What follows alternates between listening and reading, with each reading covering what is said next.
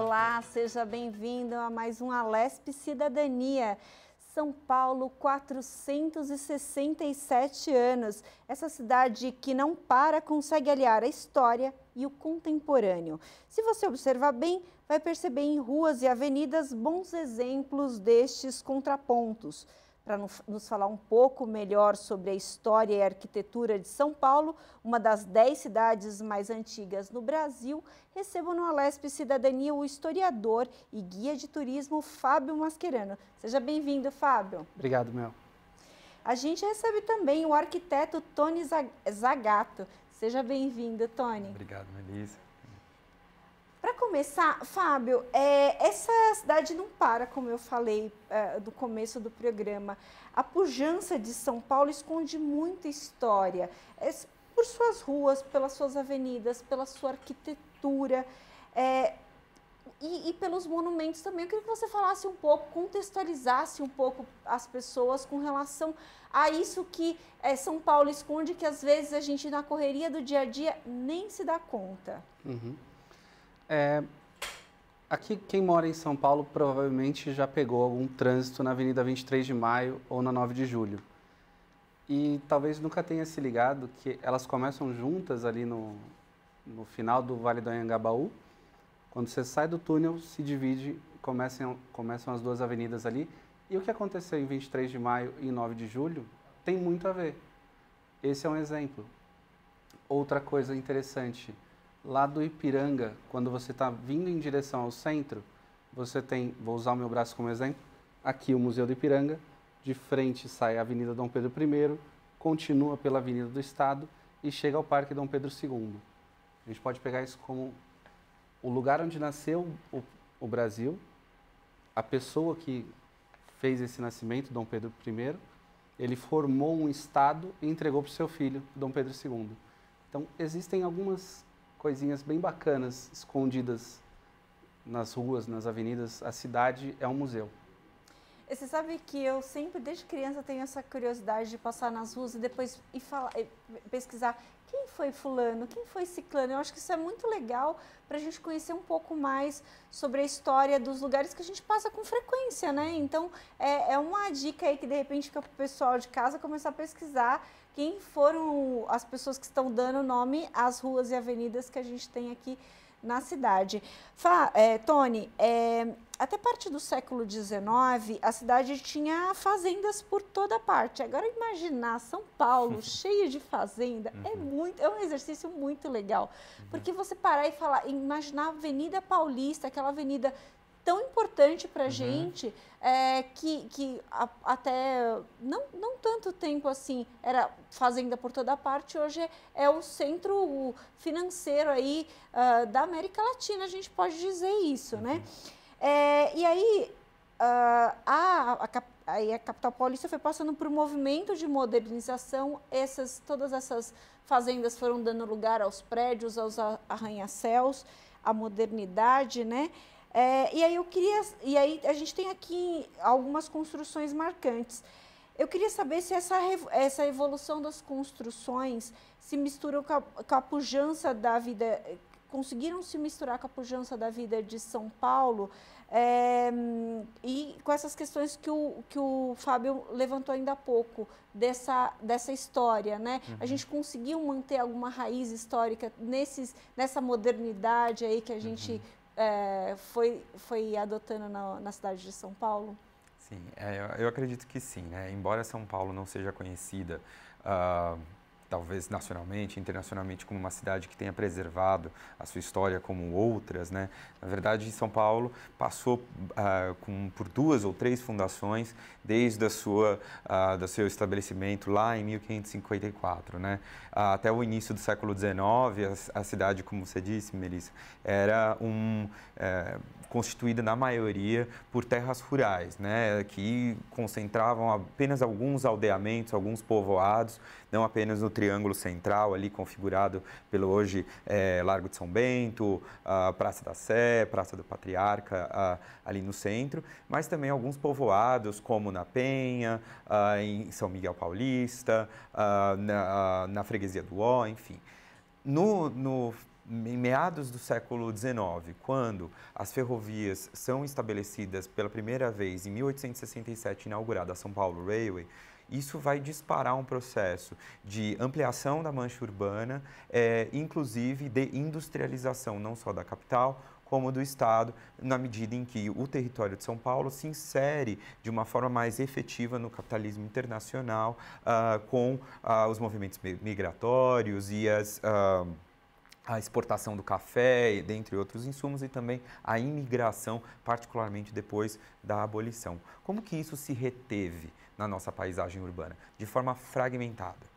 Né? A cidade de São Paulo, ela não cresceu de uma forma homogênea ou orgânica necessariamente a partir de um centro e que o centro se manteve antigo e ali as construções iriam adiante.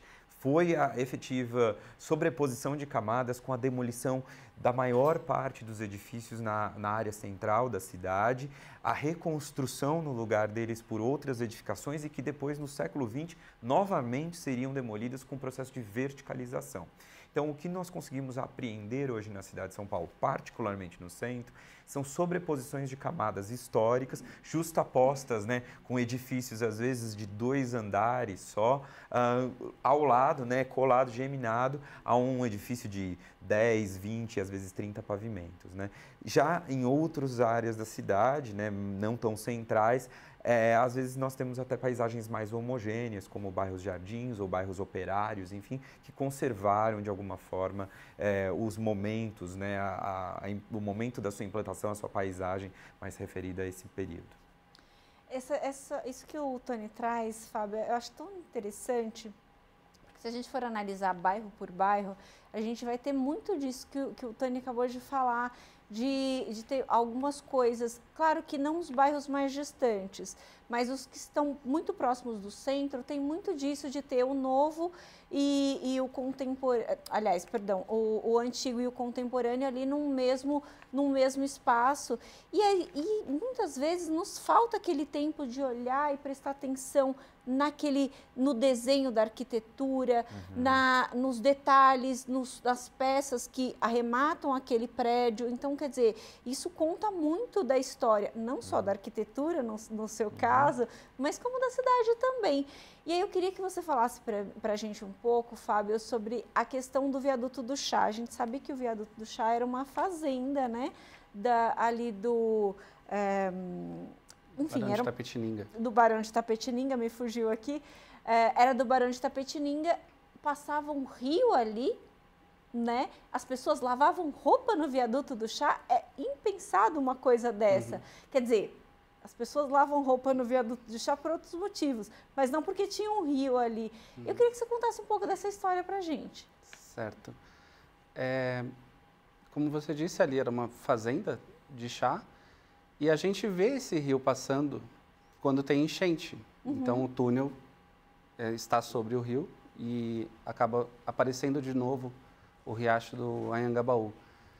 Ali, antes ainda, era o ponto de divisa da cidade, porque havia uma lenda do Anhangá, que é o espírito protetor da floresta, e se o Bambi tivesse nascido em São Paulo, ele teria sido protegido pelo Anhangá. A mãe dele não teria morrido. Então, tem bastante história por ali. E depois, 3 séculos depois da implantação da cidade, ali vira um marco. Então, no Vale do Anhangabaú, de um lado você tem o Viaduto Santa Efigênia, do outro você tem o Viaduto do Chá, e os dois dão acesso do Centro Velho ao Centro Novo. O Viaduto Santa Efigênia ele veio totalmente para ser montado aqui, como se fosse um bloco tipo Lego para ser montado aqui na cidade, para mostrar que São Paulo tinha dinheiro e passava por cima daquela lenda de que não poderia ultrapassar o rio e mostrar que a ciência tem o seu valor. Então, aí, a partir do Viaduto do Chá, a gente já atravessa, tem, por exemplo, o Teatro Municipal, que é um monumento gigantesco, o primeiro prédio totalmente eletrificado da cidade, uma joia de modernidade lá em 1911. E várias outras obras e avenidas que vão se abrindo daquele lado para crescimento da cidade. Uhum.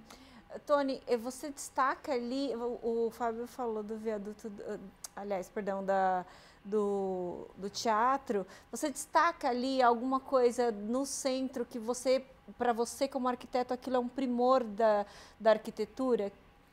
Olha, é difícil decidir, né? O centro de São Paulo é tão rico nesses tempos históricos, nessas camadas que estão justapostas, né?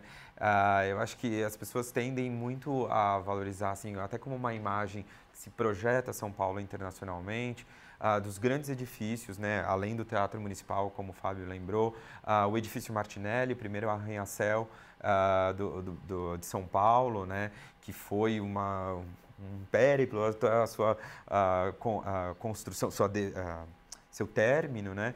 Também o Banco de São Paulo, por exibir uma arquitetura já proto-moderna, art déco, enfim, que mostrava essa transição dos tempos e dos repertórios estéticos das elites paulistas que ali estavam investindo, né? E nós temos também, acho que é bem legal pensar no conjunto dessas edificações articuladas. Por exemplo, na rua Florencio de Abreu, que sempre foi uma rua muito importante, ligando ali a área do Triângulo Histórico em direção à entrada de São Paulo, junto à Luz, em direção à Zona Norte, em direção, enfim, ao interior, né? Então, a rua Florencio de Abreu retém muito dessas construções, são pequenos palacetes, enfim, que, enfim, tem um valor muito importante. Outra rua também muito interessante pelo contraste é a rua Álvares Penteado, também, onde fica ali o Centro Cultural Banco do Brasil. Uhum. Olha, eu acho que, claro que eu não sou da arquitetura, mas eu destaco, por exemplo, a beleza de detalhes. Por exemplo, as portas. As portas que tem nos edifícios da Barão de Itapetininga, acho que nem se fabrica mais algo daquilo. São coisas muito pesadas para movimentar. Se quem conhecer a cidade de São Paulo e for pelo centro, for por esses lugares, vai poder observar, vai lembrar dessa conversa aqui, vai observar isso, porque realmente são portas bem pesadas, as janelas às vezes com detalhes, às vezes as sacadas, né, as fachadas com detalhes de animais esculpidos ali no próprio cimento, que é uma coisa que em outras partes da cidade não são tão comuns quanto é lá. Mas me parece que tem muito disso a minha impressão, pela tendência do Ramos de Azevedo, que trouxe muitos prédios bacanas, muitas construções legais, o escritório dele, né, trouxe muitas construções legais, e eu acho que, claro que não são todos os prédios do centro, não são de autoria dele, mas ele inspirou muita gente a também cuidar ali do entorno, né? A minha impressão é essa. Eu queria que você me falasse, Fábio, sobre os monumentos. A gente sabe, São Paulo tem vários monumentos legais espalhados aí e que às vezes a gente também passa e nem percebe, nem se dá conta de que história aquele monumento está nos contando. Esses monumentos também podem nos esclarecer melhor a história de São Paulo? Claro. A gente tem, por exemplo, aqui pertinho da Lesp, no Ibirapuera, tem o obelisco. Muita gente vem aqui para São Paulo na época do Natal, vê a árvore de Natal e olha para o obelisco e fala, mas o que ele significa? Ele é um monumento em homenagem aos heróis da Revolução de 32. Lá embaixo é um mausoléu, então é um local de memória, de cultuar a história desses heróis paulistas. E a gente tem, por exemplo, lá no Ipiranga, novamente, nós temos um monumento à independência que fica na frente do Museu do Ipiranga e é onde estão depositados os restos mortais do imperador Dom Pedro I e das suas duas esposas, a imperatriz Leopoldina e a imperatriz Maria Amélia. Então, a gente passa ali pela frente, vê o fogo, fala, por que tem aquele foguinho ali? É o fogo eterno da independência, na frente do Riacho do Ipiranga, e lá dentro você tem as pessoas que participaram dessa história. E então, em cada cantinho da cidade, a gente acaba encontrando alguma coisa. Quem passa pela Marginal Tietê, por exemplo, ali próximo da Ponte do Piquiri, entre a Ponte do Piquiri e da Freguesia, pode olhar para uma igrejinha amarela que fica lá no alto. É a igreja da Freguesia do Ó. Aquele era um ponto de referência para quem passava pelo rio em direção ao interior, no caminho das entradas e bandeiras. Então, é uma referência já do século XVII, que ela está ali até hoje. A pessoa passa, olha e às vezes não sabe o porquê, mas tem a sua explicação histórica também. Uhum. Tony, voltando um pouco ao Ramos de Azevedo, uma determinada ocasião, eu entrei num prédio que fica na frente do Teatro Municipal, que foi feito por ele. E aí tinha essa questão das portas que eu falei, e os detalhes, os elevadores, tudo, o espaço, o ambiente muito amplo. Hoje a gente tem construções muito pequenas, né?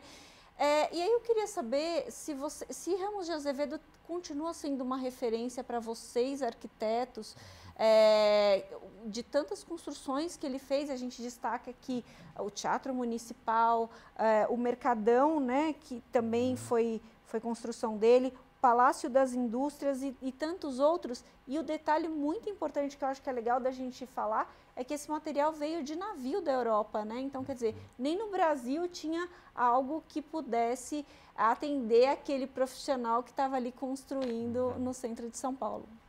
Eu acho que o Ramos de Azevedo, ele, na verdade, moldou boa parte da imagem pública de São Paulo para a própria população e para fora de São Paulo, a partir desse contrato que ele estabeleceu com muita proximidade com o poder público. Então, para esses grandes equipamentos, seja o Teatro Municipal, o Mercadão, o Palácio das Indústrias, mas também queria lembrar aqui a primeira cadeia pública de São Paulo, onde depois foi construído o Carandiru e expandido e que, enfim, foi até demolida, né? Então, eu acho que o que é interessante de perceber no Ramos de Azevedo é como ele forjou essa imagem junto com o poder público a partir dessas construções monumentais dos mais diversos usos, né?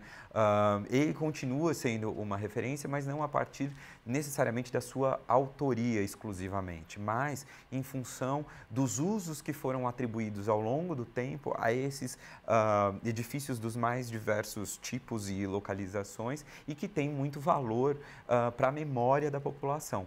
Né? Tanto é que, no caso, apesar da demolição de parte lá do Carandiru, ele foi convertido num parque da juventude, enfim, e alguns dos edifícios foram convertidos também em escolas. Né? Então, o valor desses edifícios se dá muito em função dos usos e das memórias associadas e que o Ramos de Azevedo tinha a capacidade de expressar arquitetonicamente com muita sofisticação, enfim, com muita ornamentação também dessas fachadas, enfim, do interior também desses edifícios. Uhum. A gente lembra aqui que, na verdade, ele não construiu sozinho, né? Ele tinha um escritório de arquitetura que foi uma referência aqui na cidade de São Paulo na época. Fábio, pode falar. Tem bastante gente que visita a Casa das Rosas ali no comecinho da Avenida Paulista. Sim, linda. Aquela casa é um presente dele para a filha quando ela se casou. Então, quem quiser conhecer por dentro, e às vezes a gente vai ao Teatro Municipal, por exemplo, mas não conhece a parte interna, porque tem burocracias administrativas, enfim. Mas quem quer conhecer uma casa completa do Ramos de Azevedo, pode ir à Casa das Rosas, na Avenida Paulista. E aí, aprender a história mesmo. Sim, é muito legal isso. Às vezes a gente tem, é o que eu falei, a gente passa pela Avenida Paulista e não presta atenção em tudo que tem em volta. A Avenida Paulista é um exemplo, em outros locais a gente também tem essa questão aí. Mas eu queria que você me falasse, Fábio, eu observei, eu havia falado ainda há pouco sobre essa questão de que os arquitetos se inspiraram nessa questão do Ramos de Azevedo. Historicamente, você percebe isso, que ele foi realmente uma referência ali para a época? Sim.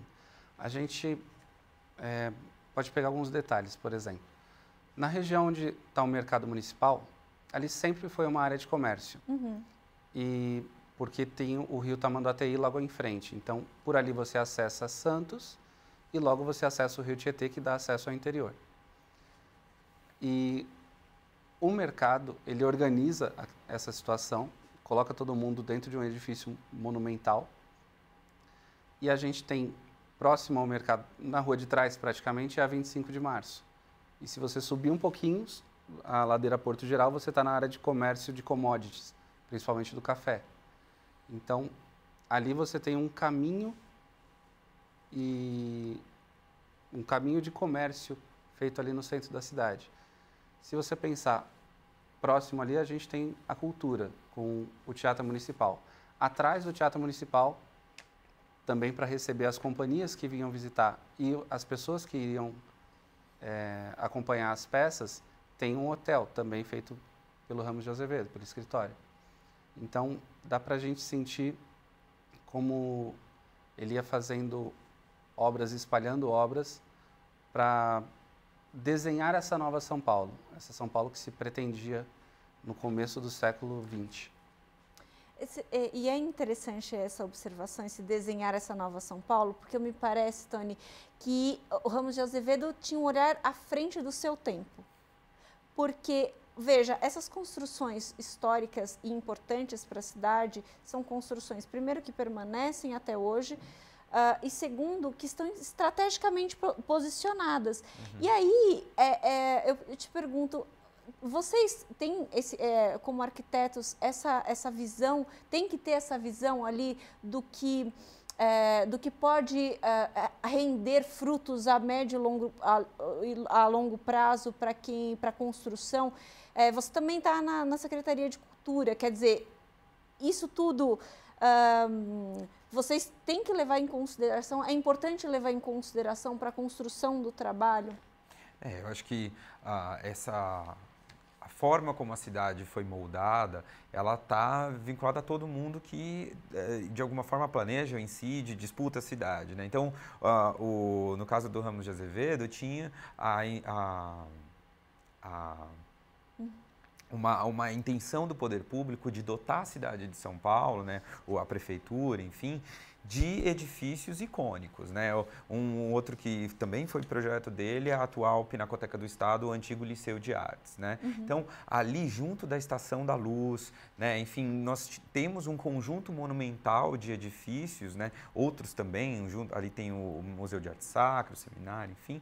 Então, existia uma intencionalidade de criar uma imagem, uma paisagem da cidade a partir da determinação do poder público e contratando para isso arquitetos de renome daquele período, escritórios, né, e que conseguiriam de alguma forma refletir o que se propunha, né, como uma imagem de uma cidade em acelerada transformação na virada do século XIX para o XX e ao longo do XX também com as suas sucessivas transformações. Legal você falar da Pinacoteca, que tenha um parque, que eu não vou me lembrar o nome agora, um parque do lado da Pinacoteca que é belíssimo. Eu acho que é um dos parques mais bonitos da cidade de São Paulo, e as pessoas não frequentam muito aquele parque.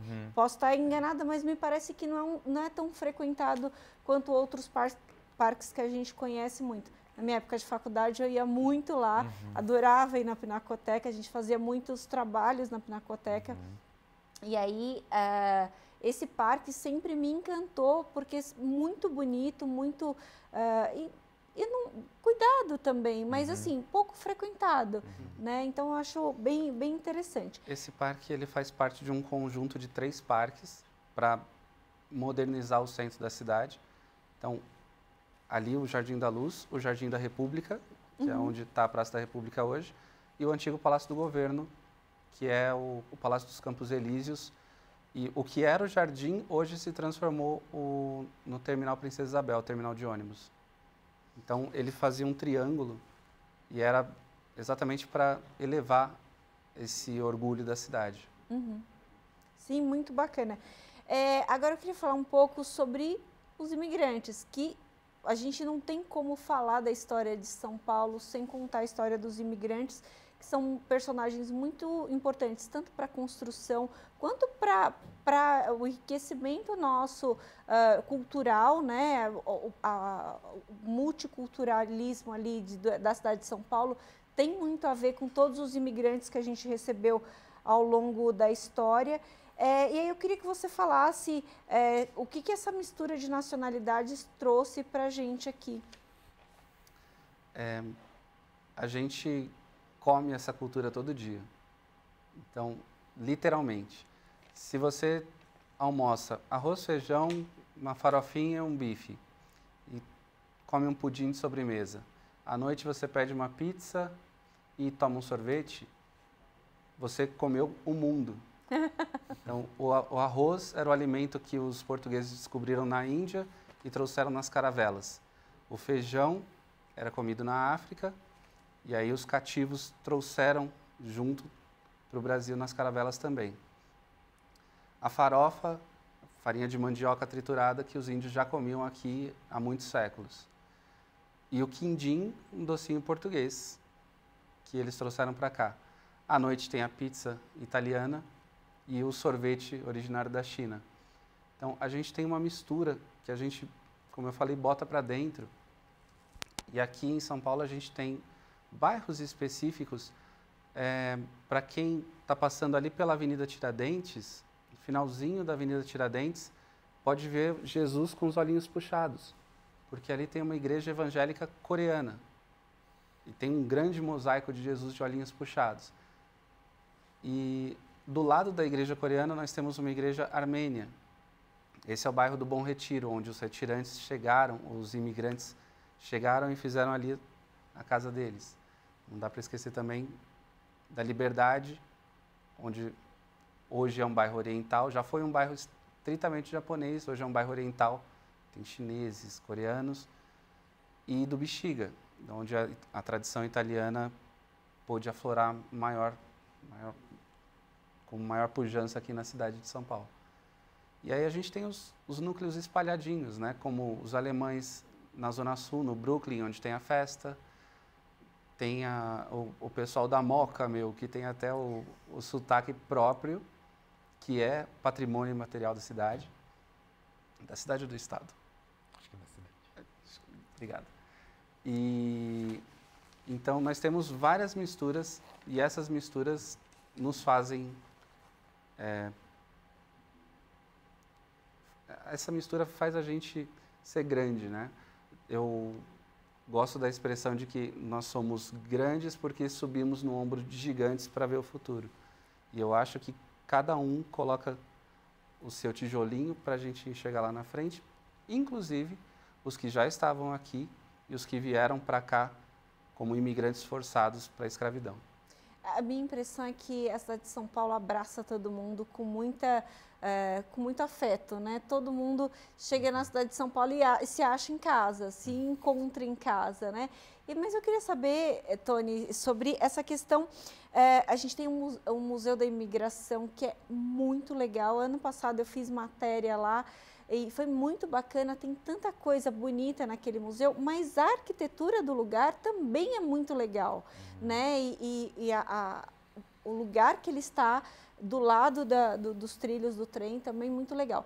Eu queria que você me contasse um pouco sobre essa história da imigração, mas falando dessa contribuição que esses imigrantes deram para construir efetivamente a cidade.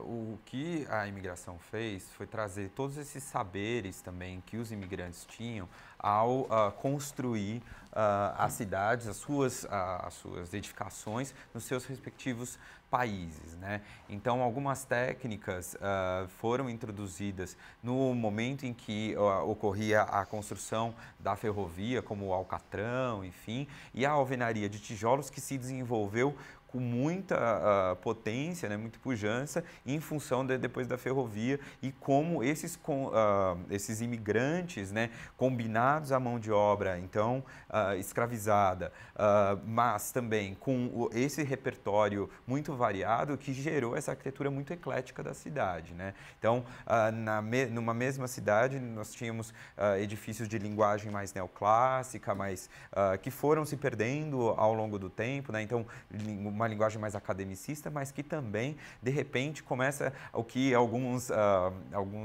falam coloquialmente como o bolo de noiva, né? Como uma arquitetura cheia de ornamentação e que, de alguma forma, remete a essa referência, né? Sejam ornamentos de inspiração italiana, ou de inspiração espanhola, ou portuguesa, enfim, e que vai, nesses detalhes de cada construção, se afirmar, se exibir, né? E que isso também vai ser combinado ao próprio repertório do sincretismo religioso, né? Que também nas igrejas vai se mostrar com algumas peculiaridades, enfim, na igreja do Nossa Senhora do Rosário dos Homens Pretos, no Lago do Paissandu, enfim, diferentes linguagens em função dos povos que estavam, de alguma forma, moldando, formando São Paulo. Fábio, você vê ao longo da história, você falou muito dos bairros que ficaram característicos aí de algumas nações, assim, os povos foram para esses determinados bairros. Você acha que a gente incorporou nos costumes, além da culinária, nos costumes, essas tradições e carregamos isso ao longo do tempo? E você acha que hoje São Paulo continua abraçando todo mundo, como eu falei na pergunta anterior? A gente tem, por exemplo, algumas tradições que vão passando e a gente não sabe muito de onde veio. Então, a gente pega, por exemplo, adolescentes ouvindo K-pop, música coreana. Aí você vai comer um macarrão no dia 29 e fala, deixa eu colocar uma notinha aqui debaixo do prato. Tradição italiana. Nós temos alguns costumes que são incorporados, sim. Por exemplo, a gente não come pizza de dia. Então, algumas características próprias da cidade, e tem outras coisas que a gente monta por aqui mesmo, tipo o purê no cachorro-quente, que é um absurdo em outros lugares, para a gente é maravilhoso. Desculpa. Eu estava pensando aqui que se a gente até hoje continua abraçando esses povos. Sim, nós temos, por exemplo, recebido bastante refugiados da Venezuela, refugiados sírios. Uhum. Tem muito imigrante boliviano que vem para cá trabalhar nas tecelagens, que é um costume de lá. Eles vêm trabalhar aqui também. Nós poderíamos acolher melhor, mas ainda assim recebemos muita gente por aqui, e sem contar os próprios brasileiros que vêm de outros lugares. Essa cidade cresceu com mão de obra nordestina, principalmente no século XX. Olha, você falou que o pessoal não come pizza de dia, eu como pizza no café da manhã, adoro. No café da manhã, pizza sim. No café da manhã é o melhor do dia seguinte. No dia seguinte, eu acho que é super, super ok. A gente está dentro da tradição ainda. A geladinha, sim, mas no almoço é difícil da gente encontrar por aí. No almoço já não gosto, realmente. Tem lá a sua razão. Tony, como a gente falou no começo, a cidade foi dando espaço para os prédios. Essas fazendas que a gente tinha lá no começo, elas não ficaram, e assim, a gente nem ouve mais falar dessas fazendas, né? Ninguém uma criança nem faz ideia de que São Paulo teve essa característica, esse desenho, digamos assim. E aí a gente entra numa outra questão, que é a gente perdeu um pouco do verde, né, ao longo do tempo, né? E a gente tinha características muito próprias de São Paulo, como dizer que São Paulo era a terra da garoa. Hoje é a terra da enchente, pode-se dizer, por assim dizer. E aí eu queria que você falasse um pouco sobre isso, até se, por exemplo, o fato de ter um rio como o Anhangabaú ter sido dado lugar a uma construção, ele ter sido aterrado e dado lugar a uma construção, se isso teve impacto neste caso da gente não ter mais garoa, ter enchente. O que eu acho que São Paulo teve com muita força a partir de meados do século XX, é a mentalidade vinculada ao rodoviarismo, né? O que é o rodoviarismo? É a prioridade na organização das cidades e de um país a partir da matriz rodoviária, né? Um país de dimensões continentais como o Brasil, necessariamente, assim como outros, pressupunha a conexão ferroviária por ser mais eficiente. E isso foi mudando muito a paisagem da cidade e a natureza, né? Então, o meio ambiente, né, assim, São Paulo, salvo engano, não há nenhuma pessoa a mais de 300 metros de um curso d'água. Só que nós não sabemos disso porque os cursos d'água foram justamente aterrados, né, por grandes avenidas nos fundos de vale, né, ou espremidos, né, ou tamponados, como o nosso rio mais importante de fundação, como o rio Tamanduateí, né, e que é tamponado e que ali quem passa no Parque Dom Pedro às vezes mal consegue compreendê-lo. E isso, sem dúvida, né, a natureza ela tem o seu regime hídrico, né, próprio, ainda que nós não tenhamos mais a garoa em função da mudança da microclima, né, da cidade.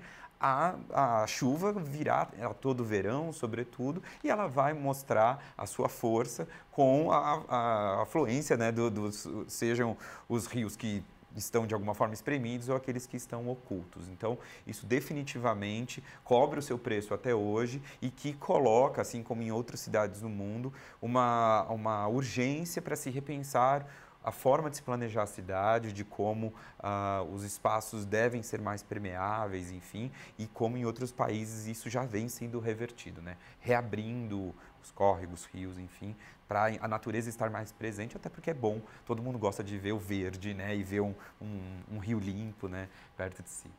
Cheiroso também. Sim. Complementando isso que o Tony falou, se a gente pensar nos jogos de futebol que a gente vê assim da década de 70, 80, no Pacaembu, Pacaembu em Tupi quer dizer terra alagada. Se a gente pensar de frente para o estádio do Pacaembu, olhando para as clínicas, aquilo ali é um local de depósito de água. Então, por isso que sempre alagava, só se consertou com a obra do piscinão na década de 90, mas aí você tampa tudo, dá um problema, aí você abre tudo e faz uma outra obra para tentar sanar o problema que você criou, porque afastou a natureza das pessoas. Então, é uma das coisinhas que a gente vê por aqui. Fábio, eu queria que a gente chegasse aí à Revolução de 32, que é a Revolução Constitucionalista, que tem muito a ver aqui com o prédio da Assembleia Legislativa e com a nossa história. Conta um pouco o que foi essa revolução e qual que foi a influência política que essa revolução trouxe na época. Certo. Bom, a gente vai voltar para aquilo que eu disse, dia 23 de maio de 1932, na rua Barão de Itapetininga, houve uma manifestação contra o governo federal. O que acontecia? A gente vivia a República Velha até 1930, e era uma grande característica a República Café com Leite, que a gente estudou, São Paulo, Minas se alterando no poder. Quando chega em 30, Getúlio Vargas, gaúcho, rompe com isso e se instala no poder e fica como governante provisório, sem Constituição. Então, São Paulo, em 1932, tem essa manifestação. Nessa manifestação são mortos 4 jovens, Martins, Miragaia, Drauzio e Camargo, por isso a sigla MMDC, e começa o movimento para juntar dinheiro para buscar uma Constituição, através das armas. São Paulo fez acordo com outros estados, mas, ao fim e ao cabo, acabou declarando guerra contra o governo federal no dia 9 de julho, sozinho. Foi tentar a Polícia Militar de São Paulo contra o Exército Nacional, acabou sendo suprimida. São Paulo perdeu a guerra no campo de batalha, mas 2 anos depois o Brasil tinha uma Constituição, a Constituição de 34, e aí Getúlio Vargas permanece no poder, mas aí já eleito e tendo que cumprir uma Constituição. Então São Paulo perde, mas ganha, e em homenagem aos heróis de 32, nós temos, como eu falei, o obelisco do Ibirapuera. E esse espaço do Ibirapuera, que era um local de vergonha para São Paulo, porque aqui se deu uma das batalhas finais, passa a ser um local projetado para ser o orgulho da cidade. Então, é convidado o Oscar Niemeyer para fazer os prédios, é feito o mausoléu em homenagem aos mortos, e ao lado do Ibirapuera, para quem não é de São Paulo, bem em frente ao parque, está o Palácio 9 de Julho, que é onde nós estamos, a sede da Assembleia Legislativa. Então, São Paulo lutou por leis na Constituição e no local que homenageia esses heróis tem a Casa do Povo Paulista, que faz as leis do Estado de São Paulo. Tony, o Fábio falou sobre essas construções, aí ele entrou no seu departamento, viu? Eu queria que você falasse um pouco sobre isso. A gente teve a construção do obelisco, a gente tem a construção aqui do prédio do Palácio 9 de Julho, é esse o nome do prédio da Assembleia Legislativa. E eu queria saber se o nosso prédio, a nossa casa, ele teve influência arquitetônica também naquela época, se ele trouxe influência arquitetônica.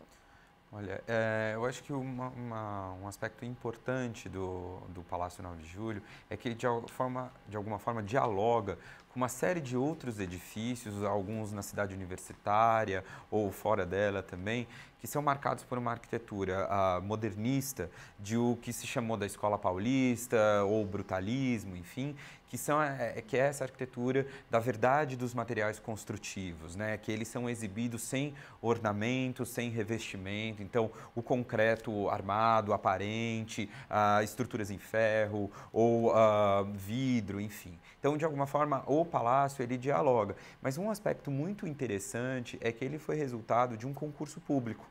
Né? Então, a forma como o concurso público, e aliás até hoje isso é promovido, né, em muitos países, era a forma mais democrática de se discutir qual era o projeto mais adequado para atender às soluções daquele contratante, no caso, o poder público, né, o governo do estado, a prefeitura, enfim. Então, o Palácio 9 de Julho, ele decorre dessa escolha de projeto, né? E que dialoga muito com o que se estava produzindo com a arquitetura, digamos, monumental, enfim, daquele momento, com essa linguagem, né, dita brutalista, como a gente tem em edifícios do Paulo Mendes da Rocha, Rui Otaki, enfim, que tem muito essa linguagem muito forte marcada. Aqui a gente tem nesse prédio uma parte que é nova, para quem não conhece, aqui é a Assembleia Legislativa. E quem tem um olhar aqui por dentro, no corredor, nas escadas, tem o jardim, ele faz como se fossem curvas. Então, é que eu chamo das curvas da Lespe, que eu acho lindo, é um dos lugares mais bonitos aqui de dentro. E eu sou muito suspeita, porque eu tenho até uma foto enorme da Lespe na minha casa, então eu sou muito suspeita para falar do prédio. Mas a gente está acabando o nosso tempo, mas para encerrar, eu queria, Fábio, que você falasse sobre a história que a gente tem aqui dentro da Alesp. Os nossos plenários têm nomes que contam também a história. Eu acho que é muito legal a gente falar. A gente tem aqui o Juscelino Kubitschek, o Paulo Kobayashi, o Franco Montoro, o Teotônio Vilela. Quem foram essas pessoas e por que elas contam a nossa história? Bom, se a gente pensar que o prédio da Alesp, ele tem uma rampa, tem um monumento, ele é monumental, como disse o Tony, a gente pode remeter um pouquinho aos prédios de Brasília e em frente a gente tem as obras do Niemeyer. Grande político dessa época é Juscelino Kubitschek, que foi governador de Minas, senador e presidente da República, fundamentalmente. Ele simbolizava um pouco dessa modernidade. Então, o nome dele faz jus a isso também, a esse momento de busca da modernidade. José Bonifácio também, o patriarca da Independência, ele era o braço direito de Dom Pedro e da Imperatriz Leopoldina, fazia com que o Brasil seguisse nesse caminho de independência de Portugal. Paulo Kobayashi, ele foi um professor que teve vários mandatos como parlamentar, foi presidente da Assembleia de São Paulo. Desculpe. Franco Montoro e Teotônio Vilela.